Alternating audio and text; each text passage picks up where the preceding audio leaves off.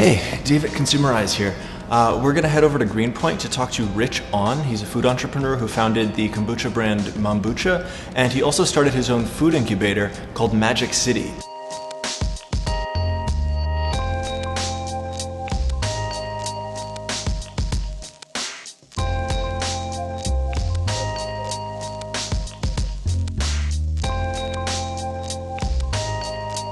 I'm Rich On. I'm the founder of Magic City and Mombucha, and we are a shared kitchen and event space and cafe.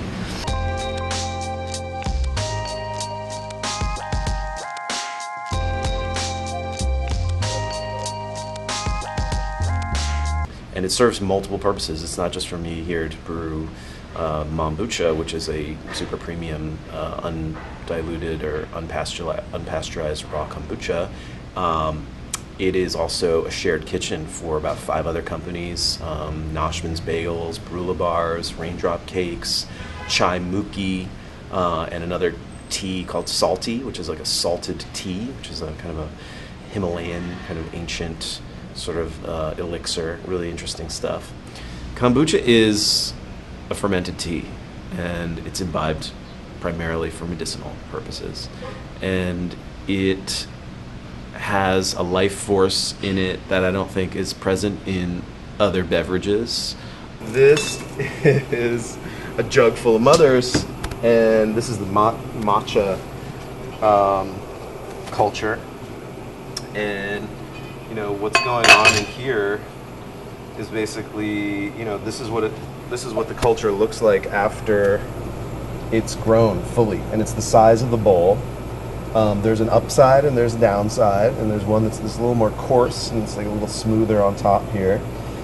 This is just like matcha here, but like, you know, you can see like sort of yeast strains and all kinds of living stuff going on. Yeah, but that's what the symbiotic, you know, coming together of these bacteria looks like. It's kind of interesting. I mean, and this stuff is being used to make clothing. This stuff is being used to make cosmetics. Some people just eat the culture straight up. That's if you're a real big hippie.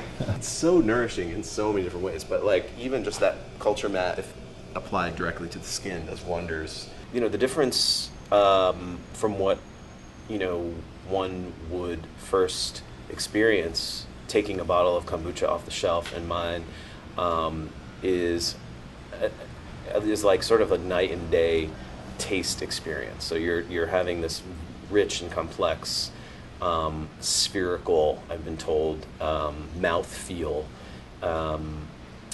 subtlety, and complexity, I think, that you maybe won't be getting from a commercial brand kombucha. This is a great bottle for kombucha because, especially the kind of kombucha that I'm making, it allows you to continue to like ferment this product. So if you go to the store and you get it out of the fridge and you're like, it's too sweet, if you put the cap back on and put it on your shelf at room temperature overnight, it'll continue to ferment, and it will start to eat more of the sugars that are left over. So using maple contains sucrose, glucose, and fructose.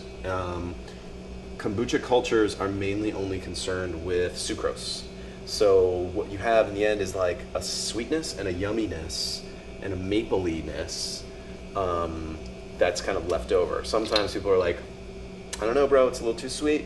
What are you gonna do about that? And I'm like, I'm not gonna do anything. You're gonna put this on your kitchen counter overnight with cap on and let it ferment a little bit more. The fast ferment is the method that I employ, and it's I haven't heard it called anything else but like the bowl method.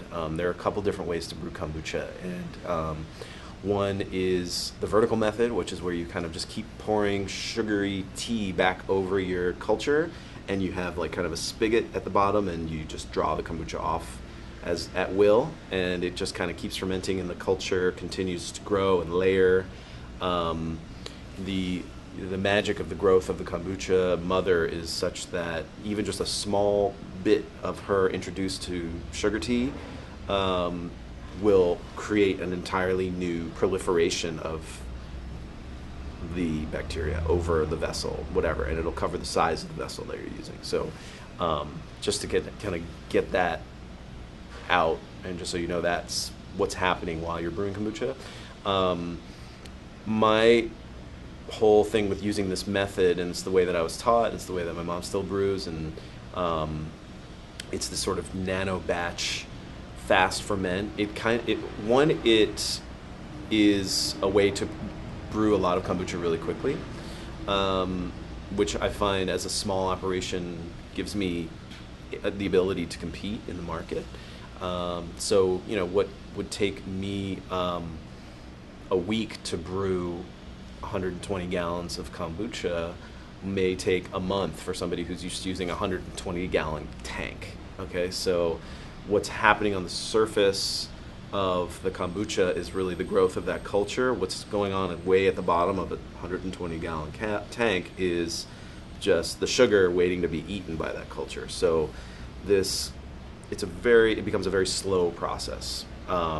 So once you've minimized the vessel, you've minimized your quantity, and you've created just like a smaller, shallow, wide surface area kind of thing, that culture is able to get at that tea a lot faster. So it's not that you're getting any less of potency, you're not getting any less of what kombucha is in the end, you're just getting it quicker. This room, which you are about to peek into, is my fermentorium. And all along the shelves right now is just kombucha in bottles, curing, essentially. And there's a couple jars of mothers who are just stabilizing. But it's a solid 72 degrees in here. There's a HEPA filter in the air duct that's taking the air from the outside. There's a little air conditioner allowing me to control the temperature. The only way to ensure that this stuff stays stable, at least for as long as the expiration date on it, and possibly longer, is if you nuke it, and that is to raise the temperature above, I think it's like 178 degrees. It's like the actual pasteurization limit. And nothing could be more antithetical to what's going on with kombucha. For you to kill the bacteria that you're drinking that are benefiting you is like, then don't even make kombucha. I mean, it's like, don't even get into the business of it. So I'm very much against pasteurization in kombucha, and I think, there's truth in pasteurization for sure. I mean, but certainly pasteurization kombucha for me are not really what I'm going for. I just think that, I kind of like defer to the, kombucha mama hippie lore about just, you should always use glass, it should never touch metal, you should never wear jewelry.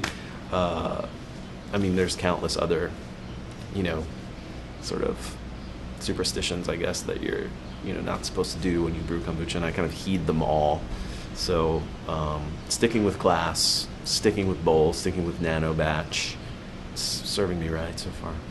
Basically, kombucha is a weak acid, and it's, when you put acid and metal together, I know for sure it's not a good thing, even if it's stainless. Even if you're dealing with like a really, treated metal. There are other superfoods and other super drinks, though I think kombucha is the mother of all of them. And obviously it's my preference, but kombucha is life. Yeah. This is a brand new and experimental flavor that I'm working with, and it is a turmeric lemongrass with just this crazy color. Turmeric just already is used as a clothing dye and is one of the best anti-inflammatories known to man.